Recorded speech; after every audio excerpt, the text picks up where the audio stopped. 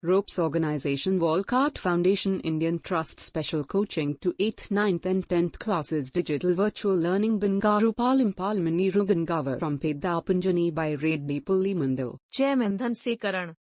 Director Drive Sri Lata. Hi, hello everyone. Welcome to Ropes Organization. This is Sai Rupa. I am teaching English subject. Before the classes, we were explaining about a home is not a house. In this lesson, I had already explained how he was. So how the house is already destroyed. She is going to be okay, said the fireman. She just inhaled a little smoke and then he ran back into the fire while my mother and I sat there as dazzled. And I remember watching my house and burned down, thinking that there was nothing I could do about it. చూడండి, first of all ఆ యొక్క question లో she's going to be okay. ఇక్కడ చూడండి, she's going to be okay అంటే అక్కడ ఉన్న వ్యక్తి చెప్తున్నాడు ఆమెకి పర్వాలేదు, బాగానే ఉంటుంది, నువ్వు టెన్షన్ తీసుకోవద్దని. So at said the fire man, she just inhaled a little smoke. ఆ చిన్న స్మోక్ లో ఆ మ్యామ్ ఇన్హేల్ తీసుకోవడానికి అంటే బ్రీతింగ్ అనేది తీసుకోవడానికి కొంచెం ఇబ్బందిగా ఉంది అనేసి అక్కడ చెప్పడం అనేది జరిగింది. And then he ran back into the fire while my mother I sat there dazzled silently, quietly I'm sitting there. So they go for the fight. I remember watching my house was burned down. అంటే remember watching, నేను చూస్తూనే ఉన్నాను, నాకు చాలా బాధేస్తుంది. ఎందుకంటే ఆ house అనేది అలా కాలిపోతుంటే నాకు చాలా బాధేస్తుంది. there was nothing I could do about it.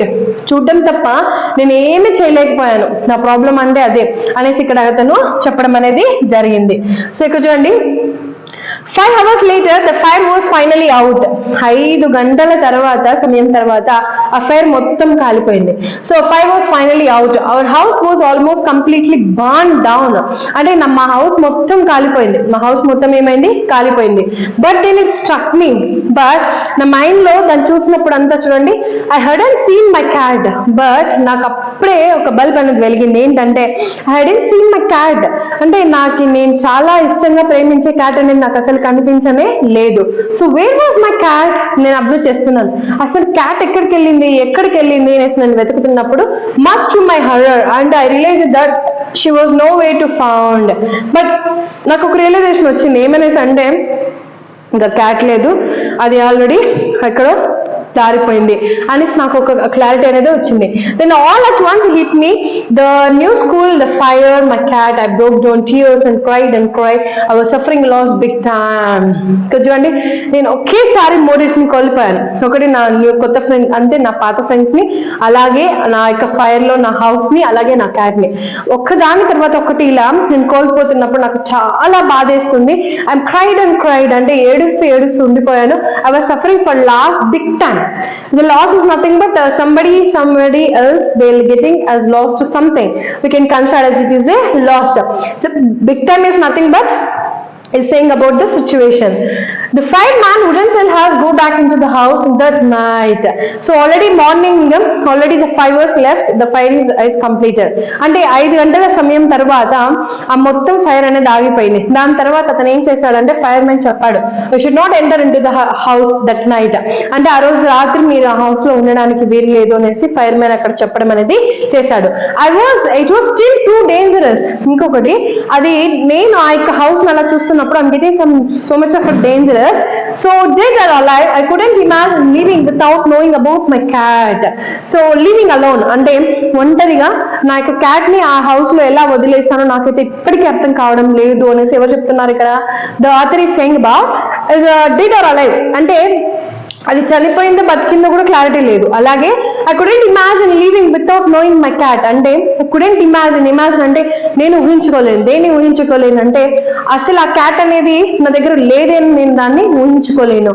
అలాగే regardless I had to go అంటే మెయిన్ నా మైండ్ లో ఉన్న ఒక థాట్ ఏంటంటే నేను వెళ్ళాలి. So we piled into the car and with just clothes on our backs and a few of the as a fireman's blankets. So we just how clothes మేము వేసుకున్న అసలు మాకు వేసుకోవడానికి కూడా అక్కడ బట్టలు అనేది లేదు, ఎందుకంటే హౌస్ మొత్తం బర్న్ అయిపోయింది కదా, హౌస్ లోని క్లాత్స్ అంతా కూడా బర్న్ అయిపోయాయి. సో ఆ ఫైర్ మ్యాన్స్ ఇచ్చిన బ్లాంకెట్స్ మాత్రమే మా దగ్గర ఉన్నాయి. And made our way to my grand parents house to spend the night. So I went to the grand parents house. నేను ఎక్కడికి వెళ్ళాను ఆ రోజు నైట్ మా గ్రాండ్ పేరెంట్స్ హౌస్కి వెళ్ళి అక్కడ ఆ నైట్ ని మేము స్పెండ్ చేయాల్సి వచ్చింది అనేసి ఇక్కడ ఆ అబ్బాయి చెప్పడం అనేది జరిగింది. The next day Monday I went to school. So it is already happened in the Sunday. So the next day, what is that? The Monday. I went to school when the fire broke out, and I was still wearing the dress.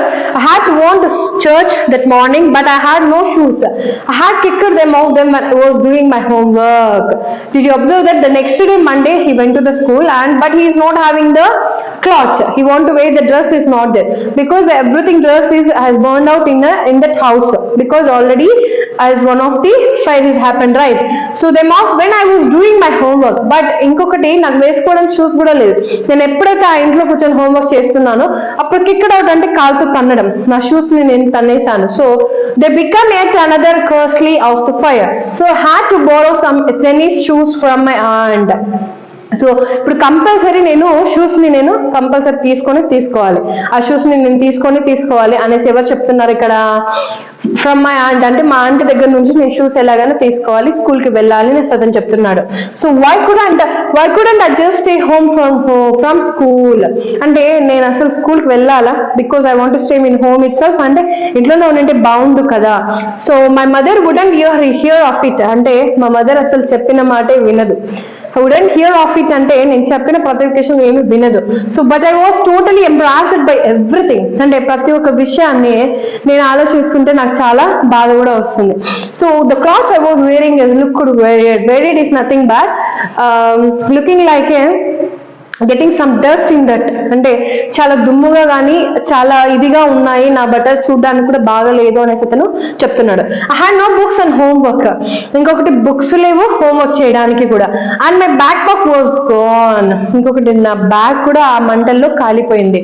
So I had my life in that backpack and more I tried fit mean as worse it got. But నాకు ఇష్టమైంది నేను ఎప్పుడైనా కోల్పోయినప్పుడు నాకు చాలా బాధేస్తుంది. First నా friends ని కోల్పోయాను, తర్వాత నా హౌస్ ని, next my kitten is nothing but as a small cat we can consider it is a kitten. So everything I lost. Was I destined to be an outcast, a geek all my life? Geek అంటే దరిద్రం అనేసి చెప్పొచ్చు ఇక్కడ. Geek అంటే దరిద్రం అనేసి ప్రతి ఒక్కటి కూడా నా లైఫ్ లో it's geek all my life అంటే ప్రతి ఒక్కటి కూడా నా లైఫ్ లో నేను మిస్ అయ్యాను. That's what I felt like అంటే నేను అలా అనుకుంటున్నాను. I didn't want to grow up, change or have handle life it is was going to be this way. But నా లైఫ్ అనేది ఈ విధంగా చేంజ్ అవుతుంది, నా లైఫ్ అనేది ఈ విధంగా టర్న్ అవుతుందని నాకైతే అసలు తెలియదు. So just wanted to curl up and die అంటే నా మాటలు నేనేం చెప్తున్నానంటే ఒకసారిగా నేను పడుకొని చనిపోతే బాగుండు అనే ఒక సిచ్యువేషన్ కూడా నాకు ఇక్కడ వచ్చేసింది అనేసి ఇక్కడ ఆ అబ్బాయి చెప్పడం అనేది జరిగింది. సో ఈ 2 పారాగ్రాఫ్స్ లో మీకు ఏదైనా డౌట్ అనిపిస్తే నాకు కమెంట్ సెక్షన్ లో కమెంట్ చేయండి. Thank you.